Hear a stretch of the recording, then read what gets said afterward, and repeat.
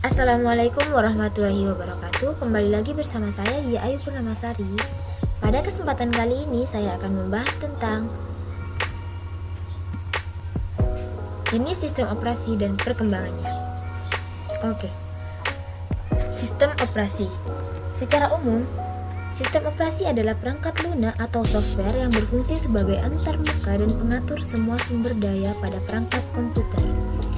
Peran utama OS yaitu menjadi penghubung antara tiga komponen utama yang terdiri dari software, aplikasi dan program, hardware, CPU, kartu grafis, monitor, keyboard, dan lain-lain, serta brainware, pengguna atau manusia. Menurut Tannenbaum, sistem operasi mengalami perkembangan yang sangat pesat yang dibagi ke dalam 4 generasi. Yang pertama, generasi pertama pada tahun 1945 sampai 1955. Generasi pertama merupakan awal perkembangan sistem komputasi elektronik sebagai pengganti sistem komputasi mekanik. Hal itu disebabkan kecepatan manusia untuk menghitung terbatas dan manusia sangat mudah untuk membuat kecerobohan, kekeliruan, bahkan kesalahan. Pada generasi ini belum ada sistem operasi, maka sistem komputer diberi instruksi yang harus dikerjakan secara langsung. Yang kedua, generasi kedua pada tahun 1955 sampai 1965. Pada generasi ini, diperkenalkannya byte processing system, yaitu job yang dikerjakan dalam satu rangkaian, lalu dieksekusi secara berurutan. Pada generasi ini, sistem komputer belum dilengkapi sistem operasi, tetapi beberapa fungsi sistem operasi telah ada. Contohnya ialah FMS dan IBSYS. Yang ketiga, generasi ketiga pada tahun 1965 sampai 1980. Pada generasi ini, perkembangan sistem operasi dikembangkan untuk melayani banyak pemakai sekaligus, di mana para pemakai interaktif berkomunikasi lewat terminal secara online ke komputer. Maka sistem operasi menjadi multi-user atau digunakan banyak pengguna sekaligus, dan multi-programming atau melayani banyak program sekaligus. Yang keempat, generasi keempat pada pasca 1980-an.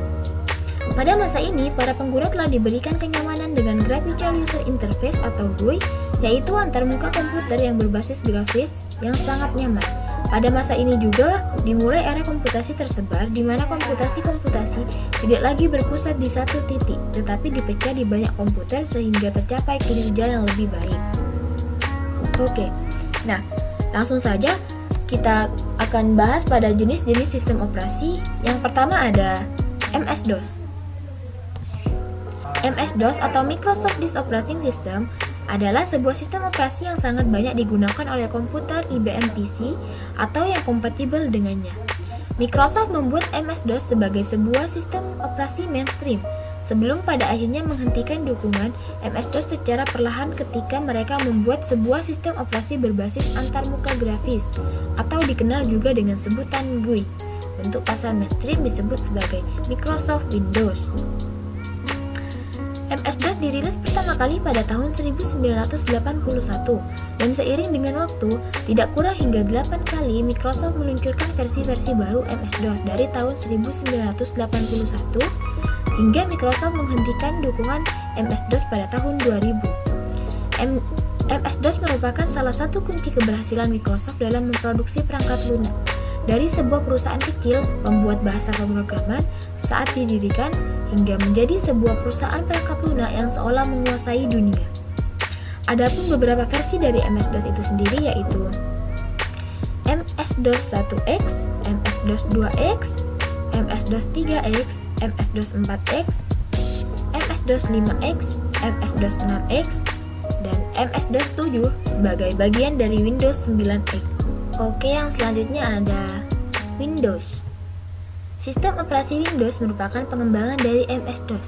MS-DOS yaitu sebuah sistem operasi berbasis modul teks dan command line atau CLI atau command line interface. Windows sendiri merupakan sistem operasi yang menyediakan lingkungan berbasis grafis atau GUI dan kemampuan multitasking. Untuk perkembangan dari Windows itu sendiri dimulai dari Windows 1 yang dikeluarkan pada tanggal 20 November 1985 dan diresmikan pertama kali pada tanggal 10 November 1983 yang dijuluki dengan Windows Graphics Environment 1. Windows 1 1 ini bukanlah sebuah sistem operasi yang lengkap, namun hanya memperluas kemampuan MS-DOS dengan tambahan antarmuka grafis berbasis 16 bit. Yang kedua, Windows 2 yang dirilis pada 9 Desember 1987. Pada versi ini, berhasil ditemukannya fitur Maximize dan Minimize. Dan kemudian, ada pula penambahan aplikasi Microsoft Excel dan Microsoft Word. Dari segi desain, Windows ini masih sama dengan Windows 1 yang menggunakan skema 16 bit. Lalu, selanjutnya dirilis Windows 2.1 sampai Windows 2.03, menambah fitur yaitu Protected Mode dan penggunaan memori yang lebih besar pada prosesor Intel 386. Yang ketiga, Windows 3 yang dirilis pada tanggal 22 Mei 1990. Pada Windows 3 ini sudah mendukung fitur grafis sehingga tampilan komputer menjadi lebih berwarna dan lebih berkualitas. Icon software pun mulai diperkenalkan dalam Windows ini. Inilah sesi Windows pertama yang support terhadap SVGA dan XGA. Sistem ini berevolusi menjadi Windows 3.1 yang mengenalkan fitur multimedia dan TrueType font. Sistem ini memudahkan end user karena adanya fitur drag and drop. Windows versi ini berkembang menjadi Windows 3.11 yang mendukung aplikasi networking. Selanjutnya, Windows 95 yang dirilis pada tanggal 24 Agustus 1995 yang memiliki nama kode Chiago dalam masa pengembangannya. Windows 95 sudah terintegrasi dengan 32 bit Transmission Control Protocol atau Internet Protocol dan sudah mendukung jaringan internet, dial-up networking, dan dukungan plug and play di mana kita bisa menginstal device dengan hanya mencolok kabel hardware-nya. Yang selanjutnya, Windows 98 yang dirilis pada tanggal 25 Juni 1998. Dengan kehadiran Windows 98 ini mengundang banyak kontroversi saat Microsoft memasukkan penjelajah web Microsoft Internet Explorer ke dalam sistem operasi dan tidak dapat dicabut, sehingga menjadikan Windows Explorer dan GUI Windows mampu menampilkan direktori seolah-olah halaman web. Selanjutnya Windows 2000 yang dirilis pada tanggal 17 Februari 2000. Windows ini menggebrak dunia dengan terobosan barunya, yang bisa dibilang operating system terlaris pada masa itu. Bukan karena banyak pengguna, namun operating system satu ini dibuat dalam berbagai versi, dari mulai versi profesional, versi server, advanced, dan untuk pengguna rumahan bisa memakai Windows Millennium Edition atau Windows ME. Walaupun mampu menghadirkan sejumlah aplikasi penting untuk pengguna, pada kenyataannya kiprah Windows Millennium Edition ini dianggap kurang bagus bagi sebagian orang. Pada tahun ini, Microsoft juga tercatat memperkenalkan versi Windows 2000 yang kemudian menjadi cikal bakal OS Windows XP di kemudian hari. Selanjutnya Windows XP pada tahun 2001 sampai 2007. Windows XP yang merupakan operating system terlaris dan terlama sepanjang masa, berbeda dengan operating system lainnya.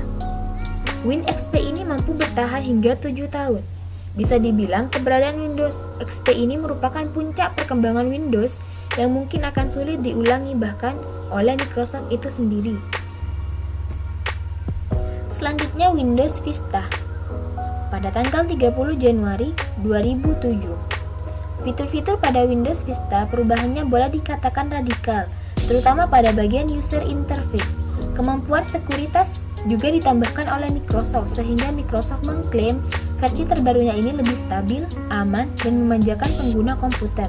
Walaupun menurut banyak orang hal-hal tersebut sudah ada pada Windows XP. Selanjutnya Windows 7 yang dirilis pada tanggal 22 Oktober 2009. Yang sebelumnya dikenal dengan sebutan Blackcomb dan Vienna.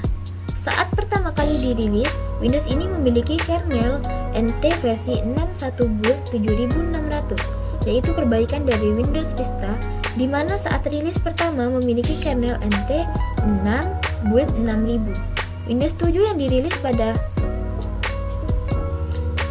Windows 7 ini memiliki keamanan dan fitur yang baru, diantaranya adalah jump list, taskbar, yang membuka program dengan tampilan kecil, Windows Media Player 12, Internet Explorer 8, dan lain-lain. Selanjutnya ada Windows 8 dan Windows 10.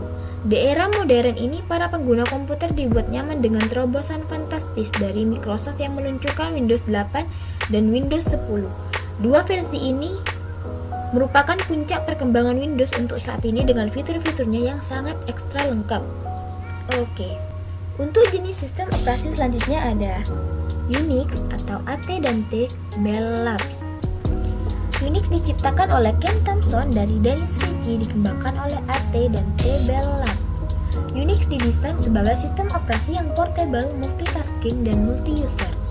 Sistem operasi Unix lebih menekankan diri pada workstation dari server karena faktor ketersediaan dan kompatibilitas yang tinggi menyebabkan Unix dapat digunakan, disalin, dan dimodifikasi, sehingga Unix pun dikembangkan oleh banyak pihak dan menyebabkan banyak sekali varian dari Unix ini. Unix ditulis dalam bahasa C, sehingga Unix pun mirip dengan DOS, yaitu line atau text command based.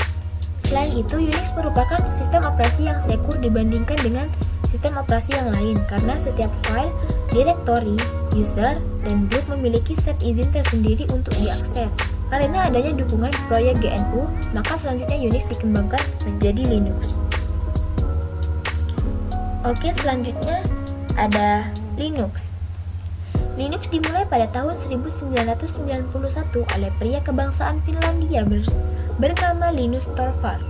Seorang Linus Torvalds muda, tepatnya saat menjadi mahasiswa, mulai membagikan source code atau kode sumber kernel Linux via internet seukuran disket. Sejarah sistem operasi Linux cukup panjang. Pada periode pengembangan, Linux diterapkan pada lingkungan produksi, diawali dengan komunitas. Pada saat itu, organisasi besar seperti NASA sudah mulai memakai komputer dengan sistem operasi Linux dan mengganti mesin mahal mereka. Kemudian komersialisasi semakin besar saat HP, IBM, dan Dell mulai memberikan dukungan pada Linux dan meninggalkan dari monopoli Microsoft sebagai pasaran sistem operasi pada waktu itu. Saat ini Linux sudah digunakan di berbagai perangkat, mulai dari MBM atau sistem data 6 hingga superkomputer. Banyak organisasi, individu, maupun perusahaan yang mengembangkan Linux dengan berbagai macam distribusinya. Selain itu, Linux pun juga sudah dipercaya untuk menjadi sistem operasi pemasangan server jika dibandingkan dengan sistem operasi yang lain. Adanya distro Linux juga semakin ramai di pasaran. Penggunaannya pada komputer desktop juga semakin sulit ditandingi. Tidak hanya di komputer komersil, Linux juga dikembangkan di tablet Android dan ponsel, Amazon, kamera, televisi, DVD player, pesawat, NISE, LHC, OLPC, sampai ke layanan pos-as. Nah, adapun timeline sejarah dan perkembangan Linux bisa diringkas pada kronologi berikut ini. Yang dimulai pada tahun 1991, Linux kernel dipublish untuk komunitas dengan tujuan pengembangan pada tanggal 25 Agustus. Lalu dilanjut dengan tahun-tahun selanjutnya. 1992, 1993, 1994, 1995, 1996, 1998, 1999, 2000, 2002, 2000, 2005, 2006, 2007, 2009, 2011, 2012, 2013, 2014, dan terakhir 2015, hingga kernel Linux versi 4 dirilis ke publik. Selanjutnya ada macOS. Macintosh atau disingkat Mac adalah salah satu jenis komputer personal berbasis PowerPC yang diproduksi oleh Apple. Komputer ini dinamakan berdasarkan jenis Apple yang disukai oleh Jeff Raskin. Macintosh diperkenalkan pertama kali pada bulan Januari 1984 lewat iklan Super Bowl yang fenomenal. Macintosh adalah komputer pertama yang memperkenalkan sistem antarmuka grafis atau GUI. Pada waktu itu, langkah yang dilakukan oleh Apple adalah sebuah perkembangan revolusioner dalam dunia komputer personal. Pembuatan Mac merupakan suatu wujud model integrasi vertikal yang mana Apple memfasilitasi seluruh aspek perangkat keras dan juga sistem operasinya yang terinstal di dalam seluruh komputer Mac. Hal ini berbeda dengan komputer tipe PC pada umumnya, di mana banyak produsen membuat dan mengintegrasikan perangkat keras dengan sistem operasi yang dibuat oleh produsen lain. Sementara itu, Apple secara eksklusif membuat perangkat keras Mac dan mengatur bagaimana sistem internalnya, desainnya, juga harganya. Untuk perkembangan dari macOS itu sendiri, dimulai dari sistem 1 yang dirilis pertama kali 24 Januari 1984. Kemudian sistem 2 yang dirilis pada April 1985. Dan kemudian sistem 3 yang dirilis pada kemudian sistem 3 yang dirilis Januari 1986. Kemudian sistem 4 yang dirilis pada Maret 1987. Sistem 5 yang dirilis pada Oktober 1987. Sistem 6 yang dirilis pada Juni 1988.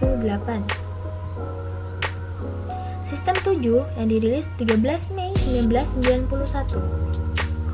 macOS 7.6 yang dirilis Januari 1997. macOS 8 yang dirilis pada Juli 1997. macOS 9 yang dirilis Oktober 1999. Yang terakhir ada macOS X. Untuk perkembangan dari macOS X itu sendiri, dimulai dari yang pertama macOS X 10 atau Cheetah, yang kedua macOS X 10.1 atau Puma, yang ketiga macOS X 10.2 atau Jaguar, yang keempat macOS X 10.3 atau Panther, yang kelima macOS X 10.4 atau Tiger, yang keenam macOS X 10.5 atau Leopard, yang ketujuh macOS X 10.6 atau Snow Leopard, yang kedelapan macOS X 10.7 atau Lion, yang kesembilan macOS X 10.8 atau Mountain Lion, yang ke-10 ada macOS X 10.9 atau Maverick, yang 11 ada macOS X 10.10 atau Yosemite, yang terakhir ada macOS X 10.11 atau El Capitan. Oke, nah yang selanjutnya ada BSD atau Berkeley Software Distribution, pertama kali dibangun dan dikembangkan oleh Computer System Research Group atau CSRG di University of California at Berkeley atau UCB. BSD pertama kali keluar pada akhir 1977 sebagai paket tambahan dan pack dari AT&T Unix versi 6, yang mana waktu itu beroperasi pada mesin PDP-11 mini komputer. BSD dibuat, dikembangkan, dan digunakan secara bebas sebagai perlawanan terhadap lisensi Unix yang dimiliki oleh AT&T, dan oleh karena itu, BSD mempunyai lisensi tersendiri yang memungkinkan setiap orang bebas melakukan pengembangan dan menggunakan kode sumber BSD. Pada tahun 1993, versi 4.4 BSD dirilis sebagai sebuah sistem operasi yang utuh. Adapun beberapa varian BSD yang merupakan turunan 4.4 BSD menggunakan lisensi distribusi BSD yang menyediakan kode sumber secara bebas. Yang pertama ada FreeBSD. FreeBSD mengoptimalkan penggunaan platform PC. FreeBSD menyediakan kemudahan instalasi dan dukungan yang luas terhadap perangkat keras PC. FreeBSD juga digunakan pada server-server yang memiliki trafik dan kinerja yang cukup tinggi untuk servis www dan FTP seperti www.yahoo.com dan ftp.cd-rom.com. Yang kedua ada NetBSD. NetBSD memfokuskan pengembangan pada penyediaan sistem operasi untuk banyak platform, dari sebuah palm top sampai server alpha yang besar. NetBSD berjalan pada hampir semua mesin di mana orang menginginkan Unix sebagai sistem operasinya. Selanjutnya ada OpenBSD. OpenBSD memfokuskan pengembangan pada keamanan dan kriptografi. Proyek pengembangan ini terpisah dari proyek NetBSD pada tahun 1995 sebagai akibat perselisih pahaman antara Theo Derath dengan NetBSD core team lainnya. OpenBSD saat ini setidaknya telah mendukung lebih dari 10 platform dengan beberapa proses pengembangan lebih terstruktur. Tim tim OpenBSD juga telah menghasilkan sebuah aplikasi OpenSSH, sebuah implementasi untuk memenuhi kebutuhan Secure Shell untuk pekerjaan secara remote. Nah, lalu seberapa besar sih perbedaan antara FreeBSD, NetBSD, dan OpenBSD? Secara praktis tidak banyak bedanya. Namun dari ketiganya justru berbeda jauh jika dibandingkan dengan distribusi Linux yang mungkin bisa dipersempit dari sisi sudut pandang pengguna dan sysadmin. Dan dari ketiga distribusi BSD tersebut terdapat sharing source code antar proyek dengan memfasilitasi lisensi yang sama. Oke. Mungkin itu saja yang dapat saya sampaikan. Jika penjelasan saya kurang, mungkin kalian bisa searching di Google atau di internet. Di sana sudah banyak berbagai referensi-referensi. Kalian bisa membacanya. Sekian dari penjelasan saya, kurang lebihnya mohon maaf. Terima kasih. Wassalamualaikum warahmatullahi wabarakatuh.